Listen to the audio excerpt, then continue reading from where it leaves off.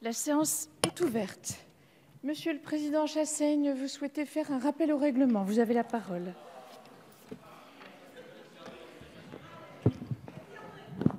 Je vous remercie, Madame la Présidente. Effectivement, un rappel au règlement sur le fondement de l'article 58, alinéa 1, car les conditions constitutionnelles posées pour les études d'impact ne sont pas ici réunies. En effet, l'article 8 de la loi organique relative à l'application de l'article 39 de la Constitution pose des conditions extrêmement strictes sur l'étude d'impact des projets de loi. L'étude d'impact doit notamment exposer avec précision l'articulation du projet de loi avec le droit européen en vigueur et son impact sur l'ordre juridique interne, les modalités d'application du droit sur le territoire national dans le ou les domaines visés par le projet de loi, l'évaluation des conséquences économiques et financières, sociales et environnementales, ainsi que des coûts et bénéfices financiers attendus des dispositions envisagées pour chaque catégorie d'administration publique et personnes physiques et morales intéressées, en indiquant la méthode de calcul retenue.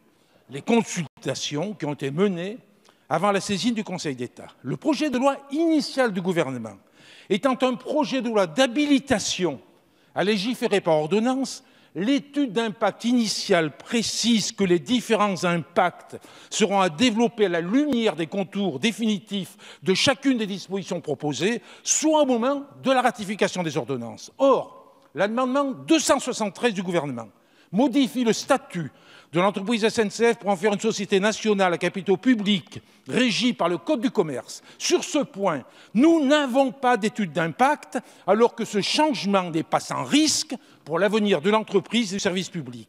L'alinéa 47.1 de notre règlement, l'article 47.1 alinéa 1 de notre règlement prévoit que la conférence des présidents est compétente pour constater une éventuelle méconnaissance des conditions de présentation fixées par la loi organique relative à l'application de l'article 39 de la Constitution. Je demande donc la suspension de nos travaux jusqu'à la réunion de la conférence des présidents afin qu'elle constate que les règles fixées par la loi organique sont méconnues et qu'elle retire le projet de loi de l'ordre du jour en vertu de l'article 39, alinéa 4 de la Constitution.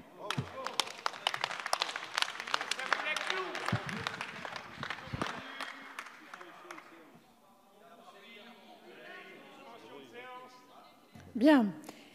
Alors, Monsieur le Président Chassaigne, mes chers collègues, l'article 47-1 de notre règlement précise qu'en effet la conférence des présidents est compétente et qu'elle a 10 jours à compter du dépôt du projet pour se prononcer. Donc, on peut considérer que si elle le souhaite, elle se prononcera demain lors de sa réunion sur cette question.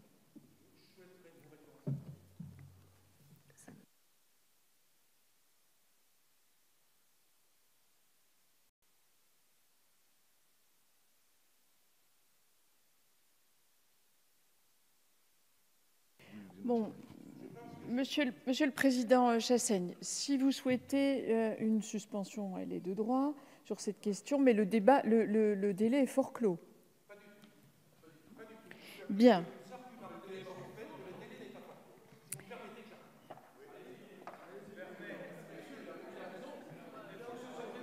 Alors. Un nouveau rappel au règlement. Donc, c'est formellement, Monsieur le Président Chassaigne, c'est formellement un nouveau rappel au règlement? Oui. Donc je souhaiterais que vous précisiez ce point.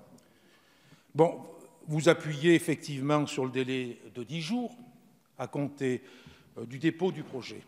Certes, mais la conférence des présidents, si elle s'était prononcée, se serait prononcée sur le projet de loi initial qui habilite le gouvernement à légiférer par ordonnance.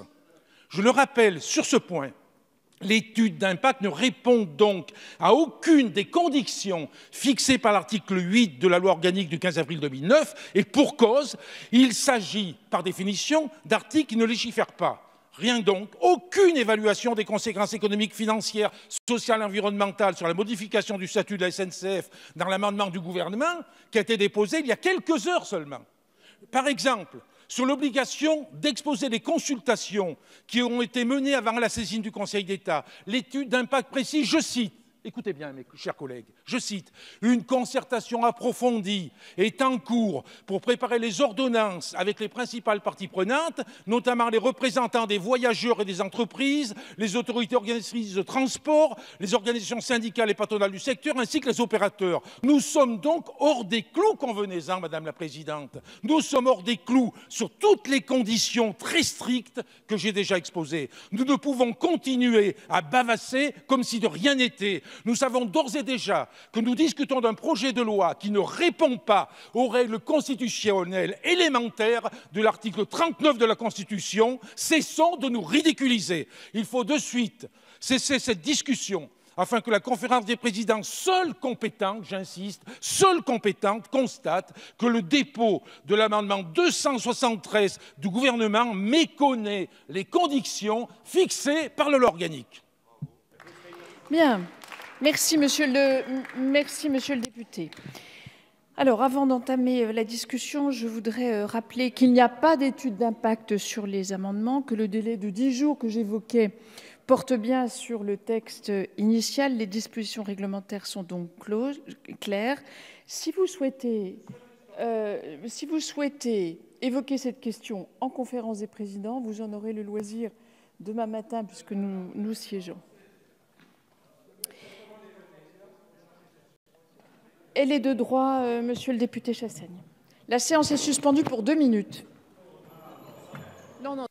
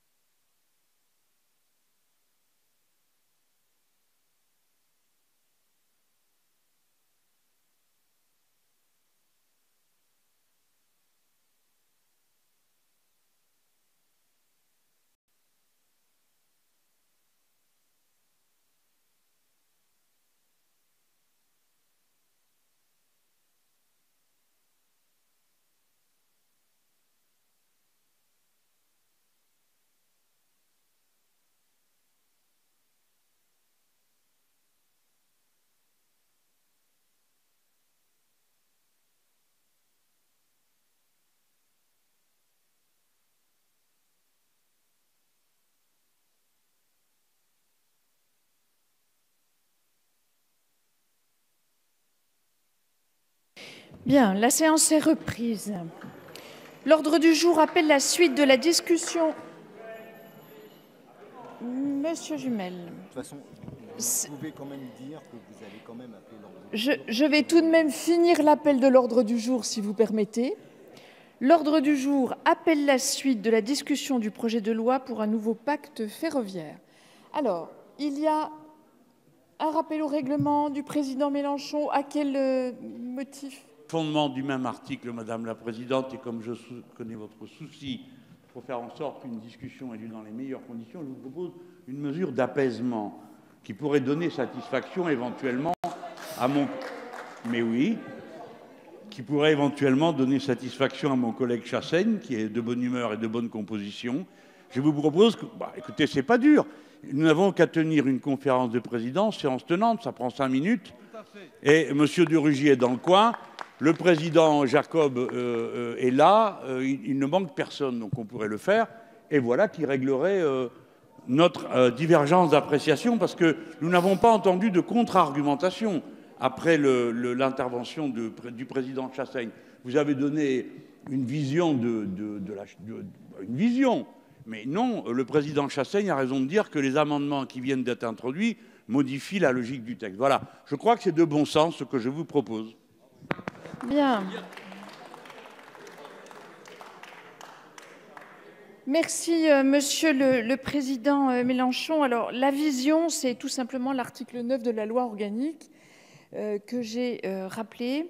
Je voulais vous dire que seul le Président est habilité à convoquer la conférence des présidents et que nous avons demain matin à 10 h, puisque nous y siégeons, nous avons le plaisir d'y siéger ensemble, la conférence des présidents se réunira et se prononcera le cas échéant sur cette question.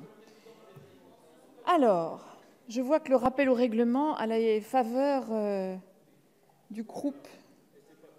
Merci Madame la Présidente. C'est un rappel au règlement en vertu de l'article 58 alinéa 3 sur un sujet sérieux.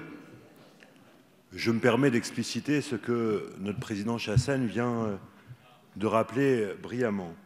Il y a quelques jours, Madame la garde des Sceaux invitait l'Assemblée à ne pas confondre le nombre d'amendements et la qualité des amendements. Ce faisant, d'ailleurs, indiquer la volonté de l'exécutif de porter atteinte au principe irréfragable des parlementaires que nous sommes dans leur capacité à enrichir la loi, à modifier la loi, voire à s'y opposer. Or, aujourd'hui, on a le gouvernement qui, il y a quelques heures, dépose un amendement qui n'est pas un amendement rédactionnel, un amendement qui fait la loi, qui rétrécit le champ de la loi d'habilitation, et donc qui a une valeur normative, celle de modifier, excusez du peu, la configuration juridique de la gestion de la future SNCF, sans qu'aucune étude d'impact n'ait été présentée aux parlementaires. La justification d'André Chassaigne trouve là donc tout son sens. Il est nécessaire, urgent. On a un président de l'Assemblée nationale qui nous a dit « Écoutez, il faut être présent. Quelle que soit l'urgence des débats, quelle que soit l'importance des débats, il faut être présent. » J'imagine qu'il est à 2 pas de l'hémicycle et qu'il peut donc à tout moment organiser la conférence des présidents, trancher le litige qui nous oppose, afin que nous puissions retourner en séance, voilà, éclairés. Il est important que les parlementaires que nous sommes soyons éclairés sur les décisions importantes, déterminantes pour l'avenir, non seulement des cheminots, mais du service public ferroviaire. Et donc voilà, nous demandons donc à ce que vous puissiez envoyer un texto au président Durugy, qu'il déboule à toute vitesse et qu'il réunisse la conférence des présidents. Bien. Merci, merci monsieur le député. Bon. Sur la question de fond, monsieur le député, le propre de l'amendement est de modifier la loi. La modification substantielle de la loi, la question de savoir s'il faut évaluer l'impact d'une modification substantielle de la loi, c'est la question que vous posez. Elle est aujourd'hui tranchée par un règlement, par un article de la loi organique qui dit les choses assez clairement. Que demain les choses évoluent, peut-être, sans doute, elles seraient souhaitables, mais pour le moment, nous nous référons au texte réglementaire qui borde nos travaux et je j'appelle maintenant dans le texte de la commission les articles du projet de loi.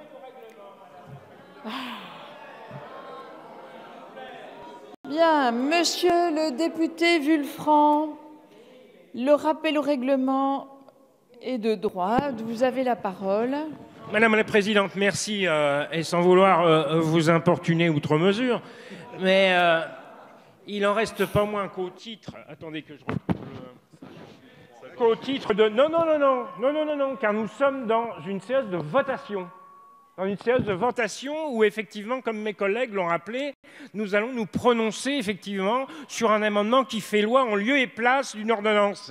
Et je lis au titre de l'article 61, alinéa 1, que l'Assemblée est toujours en nombre pour délibérer et régler son ordre du jour tel qu'appelé par à la fois le gouvernement et tel que remise en cause par notre président de groupe. Donc, Madame la Présidente, je vous demande de bien vouloir effectivement saisir le président pour une conférence de présidents qui règle ensemble l'ordre du jour de la dite séance avant l'engagement de la discussion pour votation avant l'article 1 et article 1er. Merci, monsieur le député. Je crois que tous les arguments ont été échangés. Nous en venons donc à l'examen. Alors, monsieur le député, c'était un rappel au règlement ? Des interventions des uns et des autres, je souhaiterais une suspension de séance. Une suspension de séance, elle est de droit.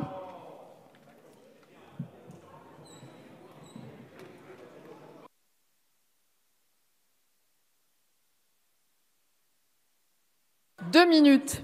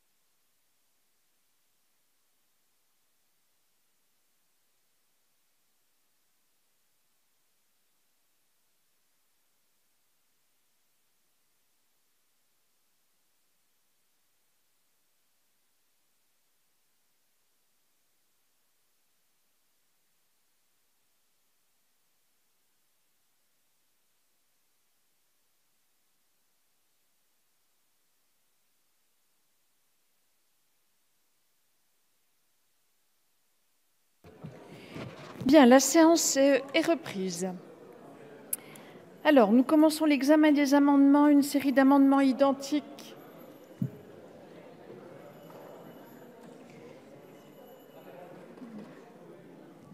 Alors, monsieur le député, vous voulez un rappel au règlement? À quel titre, s'il vous plaît, du règlement? Alors, au titre de l'article 58, comme le président Chassaigne, pour rappeler quand même quelques évidences. L'article 8 de la loi organique de 2009 précise les projets de loi font l'objet d'une étude d'impact. Cette étude d'impact, ça a été rappelé, n'a pas eu lieu. Donc, les amendements qui ont été déposés ce week-end, notamment, n'ont pas fait l'objet de cette étude d'impact. Donc, on en vient à l'article 39 de la Constitution qui dit clairement « La présentation des projets de loi déposés devant l'Assemblée nationale ou le Sénat répond aux conditions fixées par la loi organique », la fameuse loi fameux article 8 de la loi organique de 2009. Donc ça doit répondre à cette loi. Les projets de loi ne peuvent être inscrits à l'ordre du jour si la conférence des présidents de la première assemblée saisie constate que les règles fixées par la loi organique sont méconnues, ce qui est le cas ici. Et de plus, je voudrais rajouter à l'argumentaire de mes collègues du groupe GDR, c'est que l'article 42 de la Constitution est très clair là-dessus. La discussion des projets et des propositions de loi porte en séance sur le texte adopté par la commission saisie en application de l'article 43 ou à défaut sur le texte dont l'Assemblée a été saisie. Or, nous sommes ici en présence d'un texte substantiellement modifié par rapport à sa version présentée en commission, notamment sur les amendements présentés par le gouvernement ce week-end. Donc on ne peut pas décemment légiférer sur ce texte dans ces conditions. Merci, monsieur le député Prud'homme. J'ajoute que le droit d'amendement est un droit constitutionnel qui s'applique, bien sûr, à chacun d'entre nous qui légiférons, mais aussi au gouvernement. Madame Rossi, vous avez souhaité prendre la parole pour un rappel au règlement, madame le questeur? Non, pas pour un rappel au règlement. Merci, madame la présidente, tout simplement pour répondre. Ah non. Soit vous demandez une suspension, soit un rappel au règlement, mais vous ne répondez pas aux interpellations qui ont été faites. Sur quelle... Je demande une suspension de séance. Merci. Bien. Elle est de droit. Suspension de séance pour 2 minutes.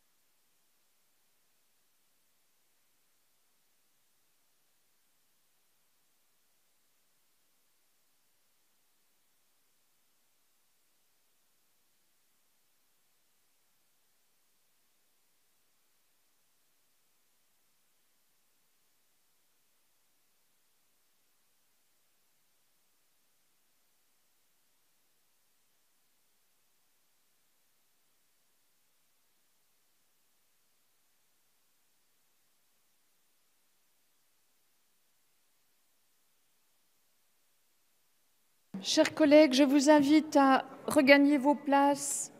La séance est reprise.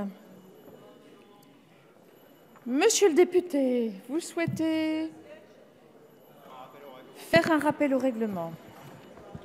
Merci Madame la Présidente. Je voudrais faire un rappel au règlement en vertu de l'article 58.1.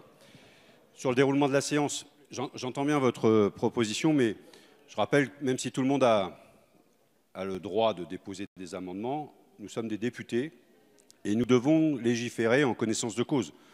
Nous devons légiférer de manière éclairée. Ça nous paraît important, pas à l'aveugle. Nous sommes des députés et nous avons ce rôle à jouer ce soir. Nous avons la loi à faire. Cette loi qui a été déposée et pour laquelle la conférence des présidents a inscrit à l'ordre du jour est considérablement modifiée par un amendement qui est affiché sur le tableau, le 273, qui arrive en 8e position, 9e position.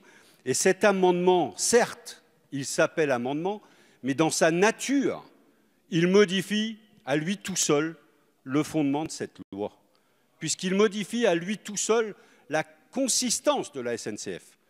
Et donc, on ne doit légiférer qu'en connaissance de cause. J'entends bien votre proposition sage de dire « attendons demain matin la conférence des présidents de manière à vérifier si cet amendement doit être mis au débat, de manière à vérifier si cet amendement constitue une modification substantielle de la loi. » Eh bien oui, c'est le rôle de la conférence des présidents.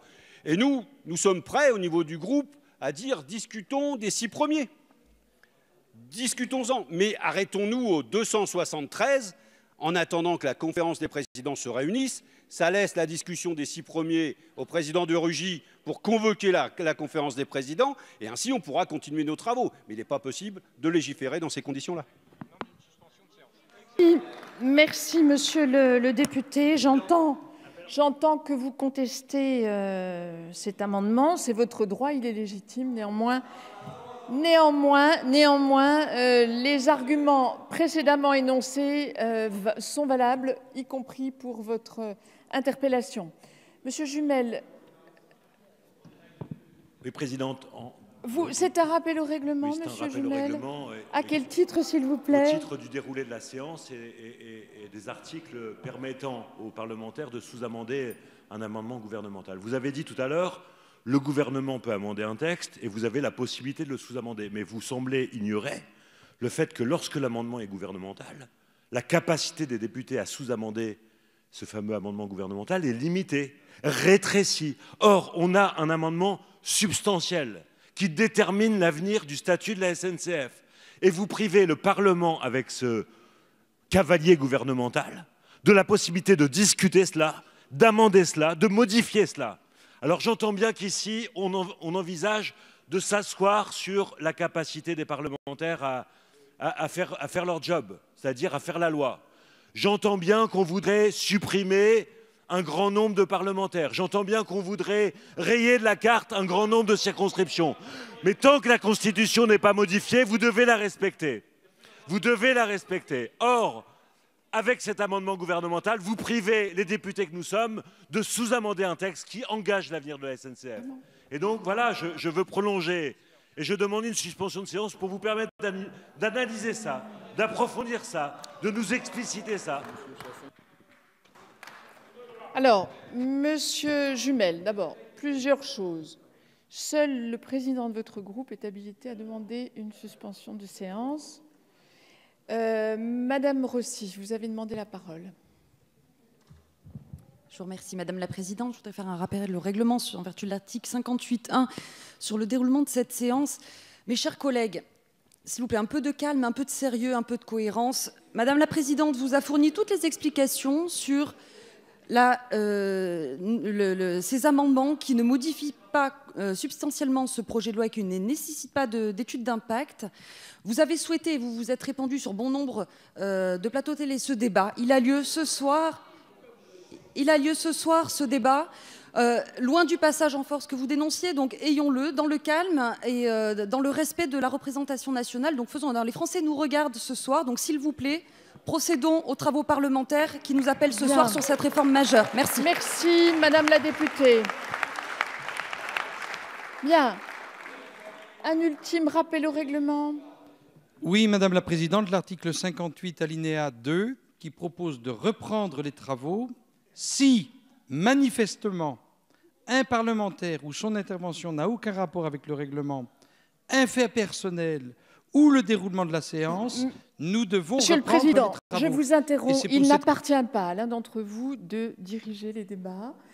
C'est la présidence de la séance qui détermine les temps de parole, les interventions. Donc n'invoquez pas le règlement pour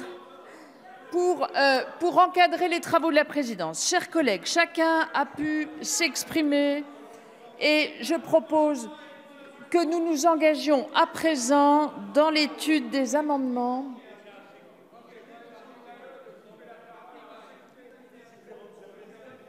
Les travaux sont donc repris. Je propose que nous... Bon, alors... Madame la Présidente, pour un Oui. rappel au règlement au titre de l'article 58.1, tout à l'heure, un certain nombre de groupes vous ont demandé effectivement de réunir la conférence des présidents. Il vous appartient, et vous êtes la présidente de cette Assemblée en cet instant, il vous appartient de mettre en place les procédures nécessaires pour que notre débat continue. Mais si nous sommes dans l'incapacité de réunir la conférence des présidents, rien ne nous empêche de réunir la commission développement durable. Nous l'avions d'ailleurs proposé lors de la discussion générale avec une demande de renvoi en commission. On voit bien, Madame la Ministre, que les amendements que vous nous avez transmis après les commissions n'ont pas pu être étudiés sereinement. Et donc, on vous demande de pouvoir faire en sorte que cette commission prenne le temps immédiatement de se réunir. Madame la Présidente, vous êtes là pour Bien. étudier les articles. Alors, merci, monsieur le député Sermier. Alors, Madame la présidente de la Commission du développement durable, les commissions sont souveraines à l'Assemblée nationale. Que répondez-vous à la demande qui vous est faite ? Merci Madame la Présidente. Les commissions sont souveraines. En revanche, je me sentirais vraiment très mal d'aller à l'encontre d'un vote de notre Assemblée en séance. Or, notre Assemblée en séance a voté le rejet de la motion de renvoi en commission. Et donc, je ne me permettrai pas de convoquer la commission contre le vote majoritaire de notre Assemblée. Bien. Alors, j'appelle l'amendement numéro 2. Monsieur Sadier, non, je crois que, écoutez, les choses ont été suffisamment dites. Monsieur Sadier n'est pas là. Madame Beauvais, vous avez la parole. Je crois que vous en avez usé. Donna Bouzous. Madame la Présidente, merci. Madame la Ministre, les pics de tête est une structure ambiguë. Nous demandons sa suppression car il ne garantit pas les conditions nécessaires à l'exercice d'une saine concurrence entre entreprises ferroviaires, notamment pour l'attribution de sillons. Si cet EPIC est toutefois maintenu, il est indispensable d'inscrire dans la loi le principe qu'il n'y ait pas de membres dirigeants communs dans les instances des 3 EPIC, comme c'est le cas actuellement, M. Pépi étant à la fois président de la SNCF et siégeant au directoire de SNCF Réseau, ce qui est incompatible avec l'ouverture à la concurrence. C'est en gros comme si un dirigeant de la Deutsche Bahn siégeait à SNCF Réseau, qui est le gestionnaire des infrastructures et doit donc être indépendant pour assurer l'accès égal des sillons à tous les opérateurs. Merci.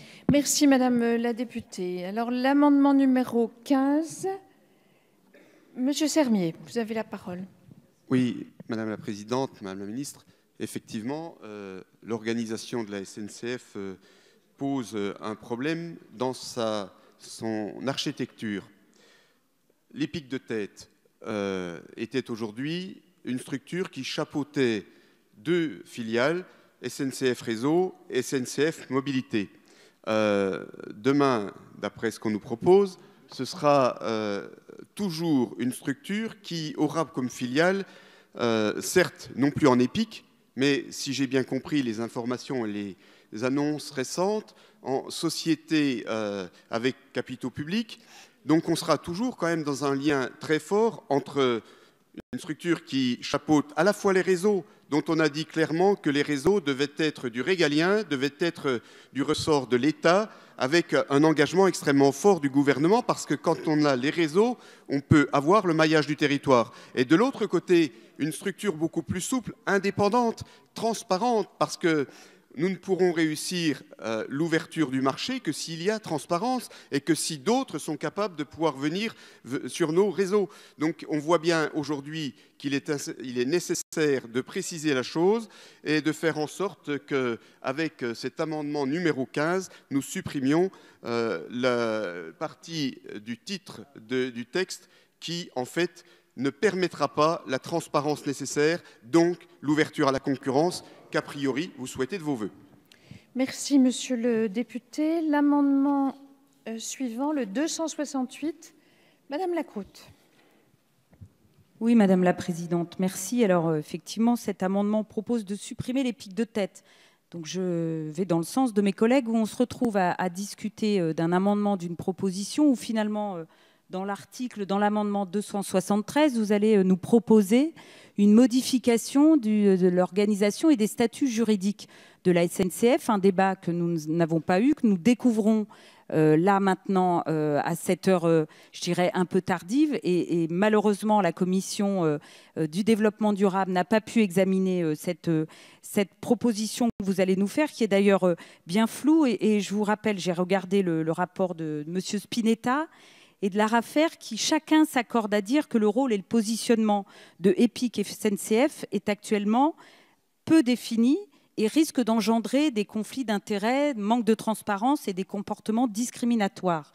D'ailleurs, sur un certain nombre de sujets, que ce soit la gestion de crise, que ce soit en matière de sécurité, où nous avons actuellement malheureusement, enfin je dirais pas malheureusement, mais un directeur qui est dans ces différentes structures.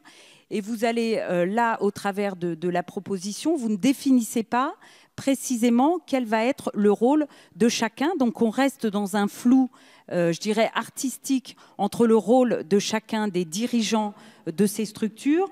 Et c'est un point sur lequel l'Europe, je ne sais pas ce que dira l'Europe, et notamment sur actuellement la présidence le président d'SNCF, qui est en même temps au conseil d'administration de SNCF Réseau. Donc, que va-t-il en être dans cette nouvelle structure? Merci. Merci, madame la députée. Sur cette série d'amendements identiques, monsieur le rapporteur. Merci, madame la présidente.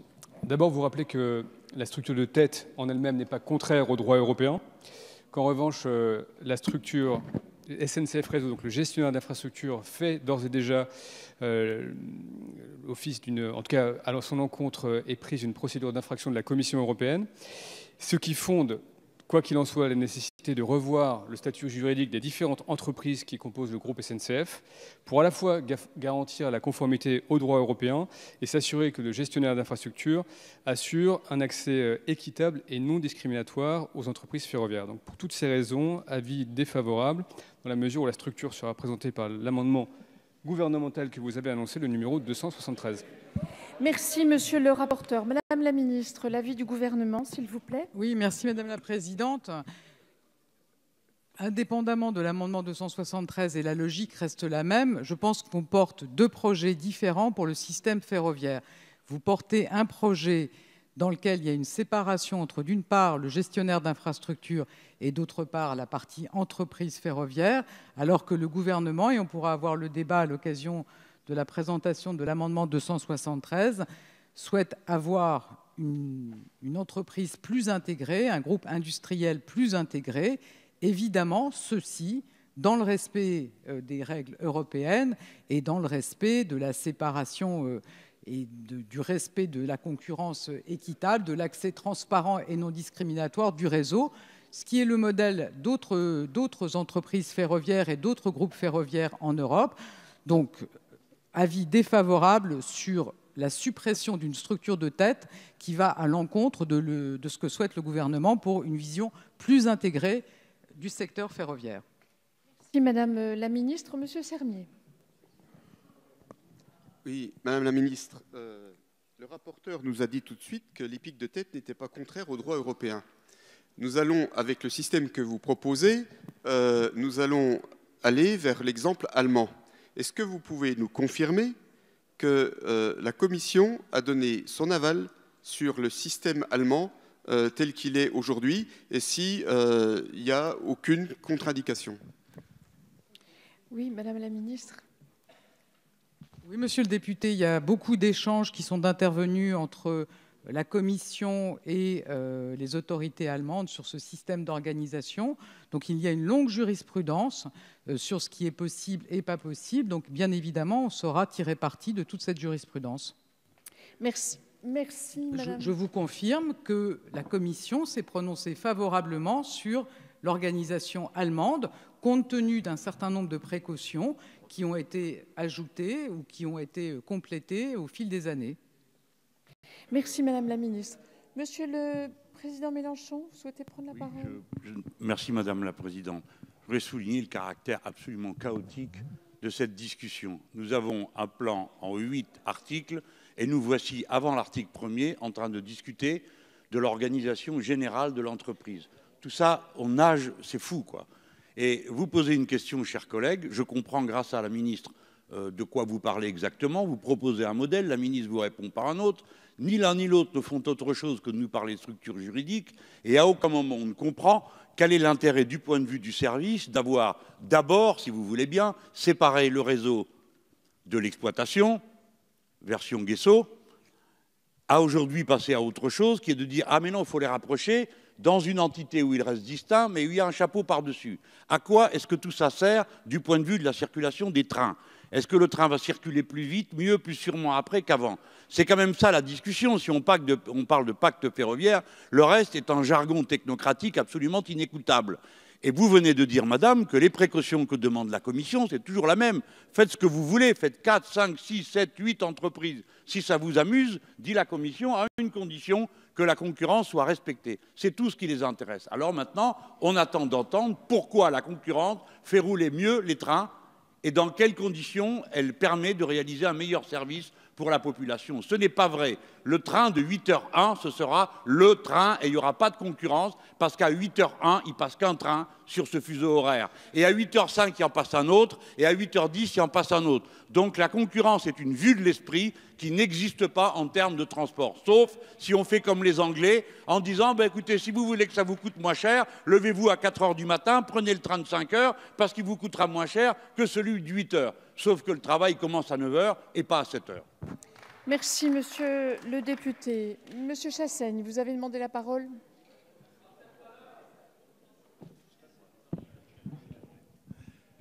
Madame la Présidente, Madame la Ministre, vous soutenez que la forme juridique d'établissement public est, selon la Commission européenne, contraire au droit de l'Union européenne pour les activités mises en concurrence. C'est une justification qui est avancée que l'Union européenne exigerait de sortir du statut d'établissement public. En tout cas, c'est un argument qui est avancé pour justifier la suppression de l'EPIC.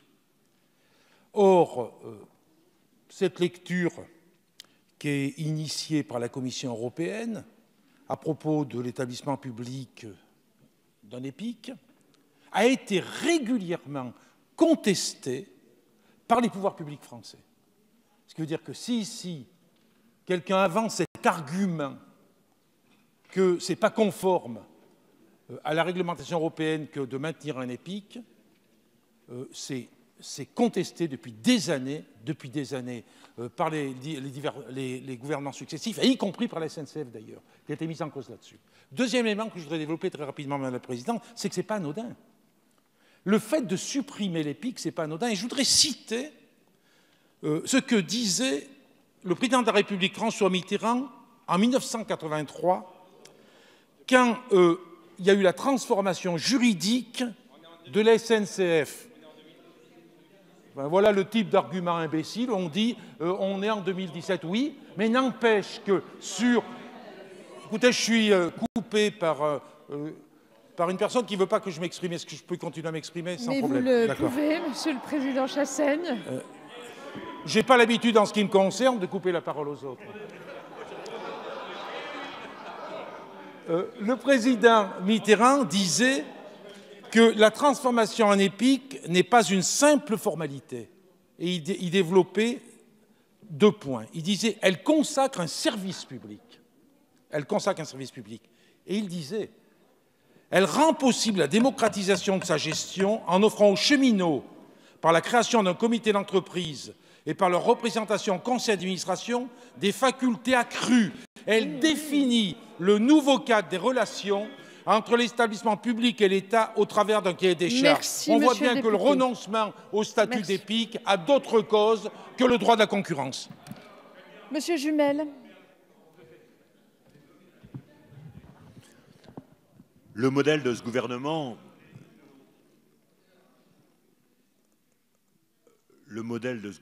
nous l'avons compris, c'est Thatcher relooké, Thatcher réactualisé. Et donc la question de la transformation d'un EPIC en SA n'est pas une question anodine. On a un gouvernement qui, sur tous les sujets, nous explique que quand il y a moins d'État, quand l'État renonce à ses missions d'État stratège, alors il y a mieux d'État. Or, la transformation d'un EPIC en SA, et ce n'est pas l'unification qui est en cause là, c'est la transformation d'un EPIC en SA, dont la ministre nous explique en commission que c'est pour responsabiliser la future structure juridique sur la dette, que c'est pour éviter des investissements atypiques non financés. D'abord, EDF démontre que le statut d'une entreprise ne garantit pas ses dérives. Et puis ensuite, l'histoire des différents services que les libéraux que vous êtes ont privatisés démontre que les assurances d'une SA à capital unique de l'État ne sont pas garanties une fois pour toutes. Je rappelle que Sarkozy avait pris l'engagement devant... C'est pas vous qui présidez les débats, hein, j'ai l'impression. Mais il ne s'est pas exprimé pendant 2 minutes, Madame la députée. Si vous permettez, c'est moi qui ai le contrôle du temps. Merci, Madame la Présidente. Donc du coup, je vais recommencer parce que j'ai peur de ne pas avoir été compris. Je disais donc à l'instant que... avant que les technocrates qui veulent écrire la loi à notre place me coupent la parole, que la transformation d'un EPIC en SA, c'est moins d'État. C'est considérer que la question d'aménagement du territoire, d'irrigation des territoires, de préservation des petites lignes n'est pas une stratégie vitale d'aménagement du territoire, parce que c'est ça qui est en jeu là. La transformation de l'EPIC en SA, c'est le renoncement de l'État à protéger ses territoires et à protéger les missions de service public. Et donc, c'est une question de fond qui nous est posée. Merci. Bien, je mets aux voix cette série d'amendements identiques qui ont reçu un avis défavorable de la Commission et du Gouvernement. Qui est pour? Qui est contre? Ils ne sont pas adoptés. Amendement 72, présenté par Monsieur Bricout. Madame la Présidente, Madame la Ministre, nous avons bien compris que ce texte n'est pas destiné à traiter directement des petites lignes dont le nom est d'ailleurs mal approprié au vu du rôle qu'elles jouent dans le maillage du territoire. Cependant, il faut dissiper tout malentendu et ramener le sujet de l'aménagement du territoire plus qu'il n'est déjà dans le texte. Comme je l'ai dit en commission, nos débats devront poser les jalons de l'avenir de notre réseau capillaire. L'annonce faite par le Premier ministre de ne pas fermer ces petites lignes est très positive. L'article 3 quater, ajouté en commission par le rapporteur, va quant à lui permettre de dresser un panorama de ces lignes les moins circulées.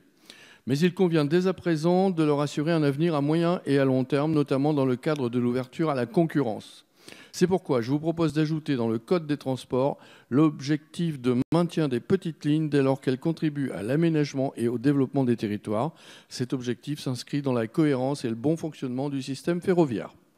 Merci, Monsieur le député. Monsieur le rapporteur, l'avis de la Commission, s'il vous plaît. Oui, merci Madame la Présidente. Alors, c'est l'autorité organisatrice des transports, c'est-à-dire la région, qui a pour compétence de définir le schéma de desserte.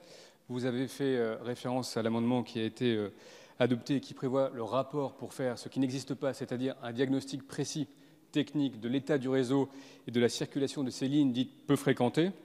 Le diagnostic sera fait. Il fera effectivement jour sur l'état réel du réseau et permettra d'éclairer la discussion en vue de la négociation de la future génération des contrats de plan État-région. Contrat de plan État-région pour lesquels le gouvernement a pris l'engagement d'assurer le financement à hauteur d'1,5 milliard d'euros pour la période 2015-2020. Donc pour ces raisons, demande de retrait de votre amendement, à défaut défavorable. Madame la ministre, quel est l'avis du gouvernement, s'il vous plaît? Oui, donc l'article 2100-2 du Code des transports vise les principes fixés par l'État pour le fonctionnement du système ferroviaire. Moi, je voudrais rappeler et redire à nouveau devant la représentation nationale la position du gouvernement. Donc, il n'est pas dans nos intentions d'abandonner les lignes qui font le maillage de notre territoire. Le Premier ministre l'a clairement indiqué le 26 février dernier, que le gouvernement ne donnerait pas suite à la proposition du rapport Spinetta. Je rappelle que les lignes improprement appelées petites lignes recouvrent des réalités très différentes, des lignes capillaires fret, des lignes d'aménagement du territoire à l'échelle suprarégionale, si on peut dire, comme la ligne Nantes-Bordeaux, et puis des lignes plus régionales que l'État accompagne aujourd'hui dans le cadre des contrats de plan. Je voudrais également relever que l'amendement qui a été présenté par le rapporteur et voté en commission va permettre, au-delà des contrats de plan actuels que l'État honorera, de disposer d'un diagnostic fiable pour préparer les prochaines générations de contrats de plan et donc d'avoir des échanges suffisamment en amont avec les régions pour faire les bons choix.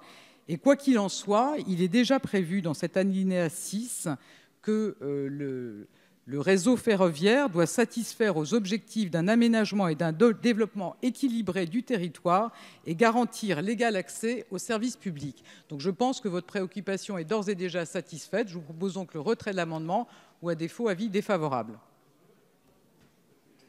Bien. Monsieur Jumel. Merci, Présidente. Madame la Ministre, en fait, c'est votre ami Spinetta qui a mis le feu aux petites lignes. Et donc, moi, pour ce soir, rien que pour ce soir, j'ai envie de vous croire sur votre volonté de préserver les petites lignes. Mais du coup, avant de vous croire définitivement, je veux que vous preniez des engagements devant nous. À partir d'un exemple simple, la ligne Abbeville-le-Tréport. Jeudi, nous étions avec François Ruffin, Pierre Laurent, Alexis Corbière, Benoît Hamon, Olivier Besancenot, Sébastien Jumel, sur cette ligne pour dire voilà le symbole d'une ligne où les gens ont besoin d'aller se soigner, d'aller se former, d'aller respirer la mer. Le président des Hauts-de-France, avec le président de région Normandie, Xavier Bertrand d'un côté, Hervé Morin de l'autre, vous ont écrit en disant on est prêt à payer 50% de la rénovation de cette ligne. Aujourd'hui, vous nous dites chiche, on mettra ça dans les contrats de plan. Est-ce que, devant nous ce soir, vous dites, vous engagez à mettre dans le contrat de plan État-région, État Hauts-de-France, État Normandie, la préservation de cette ligne? Si c'est le cas, alors, rien que pour ce soir, on pourra vous croire sur votre volonté de sauver les petites lignes. Sauf que, à la demande pressante de François Ruffin, de Jumel, d'Emmanuel Maquet, de 2 présidents de région, pour l'instant, c'est silence radio. Vous comprenez donc notre inquiétude sur l'avenir des petites lignes. Merci, monsieur le député. Alors, monsieur le député Bricout, la séance, vous le retirez?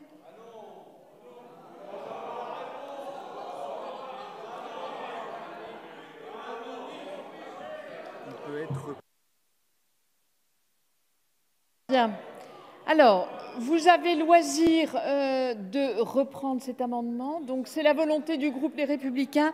Dans ce cas-là, il est mis... À l'écoute de Madame la Ministre, je retire l'amendement. Très bien. Donc, l'amendement est repris. S'il vous plaît, chers collègues, un peu de méthode. Je suis saisie sur le vote de l'amendement 72 par le groupe Les Républicains d'une demande de scrutin public. Le scrutin est annoncé dans l'enceinte de l'Assemblée nationale. Puisqu'il y a un temps de délai incompressible avant que nous passions au vote, nous pouvons le consacrer à des éléments de débat. Donc, Madame Lacroute, vous aviez demandé la parole. Oui, Madame la Présidente. Alors, Madame la Ministre, vous voulez être rassurante sur ce maintien des petites lignes et j'en suis ravie. Mais du coup, je n'arrive pas à comprendre pourquoi vous ne voulez pas qu'on l'inscrive dans la loi, notamment au travers de l'amendement qui a été proposé, qui est relativement simple. Et puis, je voulais rajouter un élément sur le rapport technique qui va être proposé.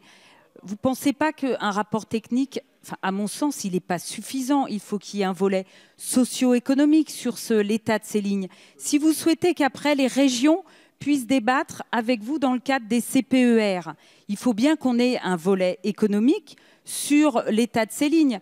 Moi, j'ai le cas aussi d'une ligne qui est en discussion, qui était déjà en discussion dans le gouvernement précédent. Les discussions sont toujours pas terminées avec l'État pour la reprise de cette ligne par la région Centre-Val de Loire. Donc vous imaginez bien qu'avec simplement des éléments techniques, ça ne suffira pas pour que les discussions se fassent sereinement entre les régions qui vont se retrouver à investir des sommes importantes et l'État qui va finalement se désengager. Donc il me semble essentiel d'inscrire dans la loi le maintien de ces petites lignes. Merci. Merci, Madame la députée. Monsieur Viala, vous avez souhaité prendre la parole. Merci Madame la Présidente. Madame la Ministre, Monsieur le rapporteur, moi je voudrais d'abord une précision sur le montant que vous avez annoncé vouloir engager dans le cadre des CPER. Parce qu'il y a deux chiffres qui ont circulé et je voudrais cette précision. Et deuxièmement, ne pas inscrire dans un texte qui s'intitule « Pour un nouveau pacte ferroviaire » explicitement le maintien des lignes de desserte locale, c'est absolument impensable parce qu'à l'heure où nous discutons du devenir du ferroviaire, mais aussi des mobilités en France, et à l'heure où nous savons que les territoires les plus éloignés vont être les plus impactés par le bouleversement des transports, on ne peut pas imaginer laisser les seuls territoires, conseils régionaux, élus locaux, SNCF, qui, il faut bien le dire à l'heure actuelle, est relativement réticente à avancer des pions sur le maintien de ces lignes, en dehors de toute tutelle de l'État pour faire en sorte de manière très claire que les lignes soient maintenues. Et vous savez, Madame la Ministre, au cas particulier de l'Aveyron, que si l'État ne pèse pas fort pour qu'on maintienne ces lignes, que ce soit pour le fret ou pour les passagers, elles vont disparaître. Monsieur le député, une dernière intervention, Monsieur Chassaigne, et puis on passe au vote. Je suis extrêmement rapide parce que je voudrais venir en appui à Madame la Ministre. Oui, vraiment, je voudrais venir en appui à Madame la Ministre parce que, essayons de comprendre. Vous essayez de la convaincre de mettre dans la loi le maintien des petites lignes. Mais, écoutez, ayez tous à l'esprit ce proverbe, je ne sais pas s'il est français, anglais ou de notre pays, c'est ceux qui payent les pipeaux qui commandent la musique. Comment vous voulez qu'elle commande le maintien des petites lignes alors qu'elle sait très bien que ce n'est pas l'État qui paiera les pipeaux? Merci, Monsieur le député. Madame Louwagie. Oui, mais merci Madame la Présidente, oui, Madame la Ministre, mes chers collègues. Je crois qu'il y a une vraie inquiétude qu'ont les Français sur ces lignes les moins utilisées. Et cette inquiétude, elle est née au regard des recommandations du rapport Spinetta. Et ça, Madame la Ministre, vous ne pouvez l'ignorer. Donc si le gouvernement, véritablement, ne veut pas retenir les orientations telles qu'elles ont été définies dans le cadre du rapport Spinetta, qui sont appelées les lignes capillaires, et que le gouvernement veut maintenir ces lignes capillaires, vous devez donner des engagements dans le projet de loi qui est ici examiné. Et nous vous donnons, au travers de cet amendement, la possibilité que le gouvernement s'engage. Et je crois que vous ne pouvez pas renoncer à cet engagement parce que les Français sont inquiets. Le gouvernement parle et veut s'engager en disant qu'il veut réduire la fracture territoriale entre les territoires ruraux et les territoires urbains. Alors donnez-nous une preuve, Madame la Ministre, de votre engagement. Et j'ajouterai également un autre point. Concernant le montant, cela a été évoqué par mon collègue Arnaud Viala, il est très important que vous puissiez nous donner le montant de l'engagement parce qu'il a été évoqué 1,5 milliard par monsieur le rapporteur sur la période des CPER 2015-2020. Mais est-ce qu'il s'agit d'1,5 milliard par an ou 1,5 milliard sur la durée du contrat? Ça n'a pas été précisé et j'aimerais avoir cette information. Bien, merci Madame la députée. Alors, une intervention du président Mélenchon. Madame la ministre, vous répondrez à l'ensemble de ces interrogations. La ministre répondra pour la position de la majorité. Vous souhaitez répondre pour la majorité, Madame Rossi? Bien. Alors, Monsieur Mélenchon. Monsieur Mélenchon, s'il vous plaît. Oui, le philosophe Bell disait qu'il n'y avait rien de plus ridicule que de discuter des effets d'une cause qui n'existe pas. Eh bien, nous nous donnons ce soir le ridicule de discuter des petites lignes sans qu'on sache en quoi consiste une petite ligne. Et nous le faisons après qu'on demande des engagements qui sont donnés à foison d'autant plus facilement qu'il n'engage strictement à rien. Comment peut-on dire en même temps que l'on va s'assurer d'investissements qui seront raisonnables et décidés par une direction qui sera responsabilisée, blablabla, libérer les énergies? Comment peut-on dire ça? Et en même temps, nous allons maintenir des supposées petites lignes dont tout le monde est d'accord pour dire qu'en réalité, ce sont les lignes de desserte qui ont une faible desserte. Au Japon, on a maintenu une ligne où il y a un client par jour. Est-ce raisonnable? Eh bien, c'est totalement déraisonnable si la loi qui doit l'emporter, celle de la rentabilité, et tel est l'état d'esprit de la vente des fuseaux horaires, mais c'est très raisonnable si on a pour seul objectif d'assurer la possibilité d'un transport en public. Donc, deux logiques s'affrontent. L'une, l'État est stratège et décide de l'organisation du territoire et veut faire prévaloir à tout prix le transport public, et l'autre qui considère que c'est une entreprise et que donc elle doit développer une rentabilité. C'est ou l'un ou l'autre. Mais s'engager ce soir à défendre des petites lignes qu'on est incapable de définir d'après des normes qu'on a condamnées quelques instants auparavant en dénonçant le montant de l'endettement, tout ça est absolument incohérent et relève de la catégorie dénoncée par le philosophe Bell. Merci, monsieur le député. Alors, Madame Rossi. Merci Madame la Présidente. Très rapidement, nous l'avons dit et redit, les petites lignes ne figurent pas dans ce projet de loi, ne figurent pas dans cette réforme. Et vous avez raison quelque part, Monsieur Mélenchon, comment les définir d'ailleurs? Et c'est tout. Les régions devront jouer leur rôle dans la définition de ces petites lignes. Il s'agit d'une politique d'aménagement du territoire qui renvoie effectivement au rôle des régions et au CPER, comme l'a dit la ministre. Pour cette raison, notre groupe s'abstiendra sur le scrutin public annoncé sur le vote de cet amendement. Voilà, merci. Madame la ministre. Merci Madame la Présidente. Alors tout d'abord, je voudrais redonner le chiffre qui figure dans les contrats de plan. S'il vous plaît. C'est 1,5 milliard d'euros État-région sur la durée du contrat de plan. Et 1,5 milliard d'euros sur ces lignes UIC 7 à 9, ce qui correspond à une catégorie technique, ce qui, je pense, n'éclaire pas beaucoup le débat qu'on peut avoir, puisque c'est une catégorie technique. Écoutez, c'est l'ensemble des contrats de plan qui ont été signés en 2015 qui portent sur ce montant. C'est l'ensemble des contrats de plan qui ont été signés en 2015 qui portent sur ce montant. Les contrats de plan sont amendables par accord entre l'État et la région. Donc, oui, c'est ce que je vous dis, Monsieur Jumel. À l'époque, Monsieur le député Jumel, à l'époque, il se trouve que le président de la région Hauts-de-France n'a pas souhaité inscrire cette ligne dans le contrat de plan. Non, à l'époque, excusez-moi, mais on signe des contrats de plan avec des engagements et en général, on ne change pas d'une ligne à l'autre. On peut faire des avenants au contrat de plan. C'est ce que j'ai proposé au président de la région Hauts-de-France.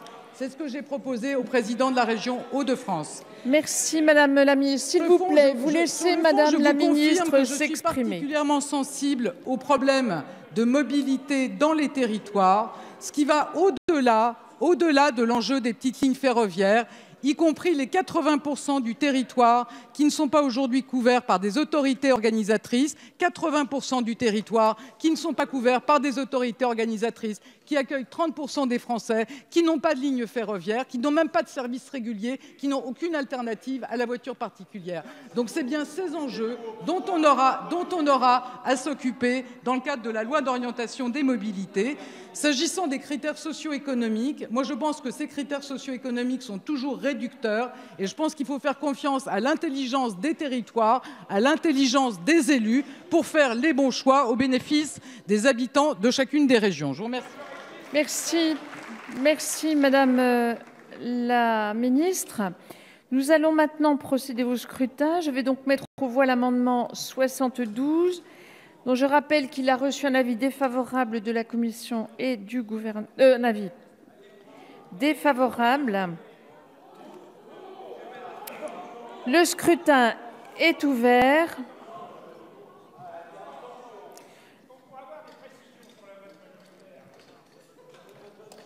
Le scrutin est clos. Voici le résultat du scrutin. Votant 91, exprimé 86, majorité 44, pour 34, contre 52. L'amendement n'est pas accepté.